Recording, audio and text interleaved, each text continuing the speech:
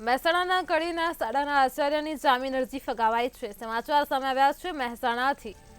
તો મહેસાણામાં કડીના શાળાના આચાર્યની જામીન અરજી ફગાવાઈ છે। આચાર્યએ બાળકીના ગુપ્ત ભાગે અડપલા કર્યા હતા। ચાર્જશીટ પછી બીજી વાર જામીન અરજી ફગાવાઈ છે। આચાર્ય અરવિંદભાઈ પટેલને જેલવાસ લંબાયો છે। તો સમાચાર સામે આવ્યા છે મહેસાણામાં કડીના શાળાના આચાર્યની જામીન અરજી ફગાવાઈ છે। આચાર્યએ બાળકીના ગુપ્ત ભાગે અડપલા કર્યા હતા। કોર્ટે મુખ્ય જિલ્લા સરકારી વકીલ વિજય બારોટની દલીલ સ્વીકારી છે। આચાર્ય અરવિંદભાઈ પટેલનો જેલવાસ લંબાયો છે। ચાર્જશીટ પછી બીજી વાર જામીન અરજી ફગાવાઈ છે।